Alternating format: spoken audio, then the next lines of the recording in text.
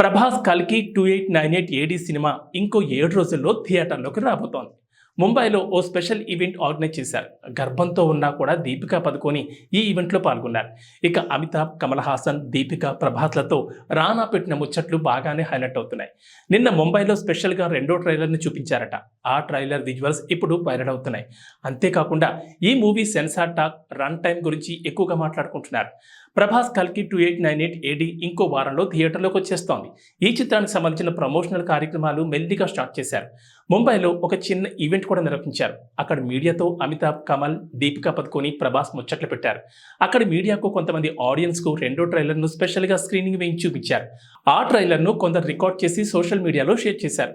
మొదటి ట్రైలర్ కంటే రెండో ట్రైలర్ మరింత ఇంపాక్ట్ క్రియేట్ చేసేలా ఉంది.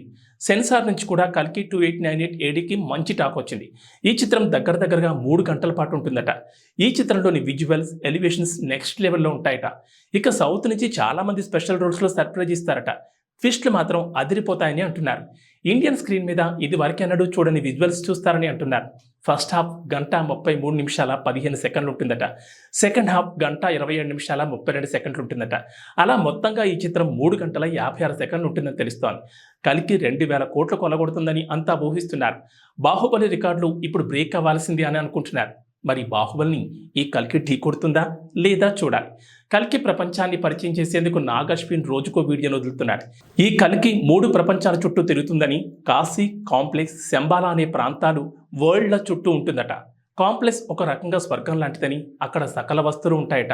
శంబాలాలో దేవుని నమ్ముతారని, పునర్జన్మ ఉంటుందని, దేవుడు మళ్ళీ తిరిగి వస్తాడని నమ్ముతారట నాగ్ అశ్విన్.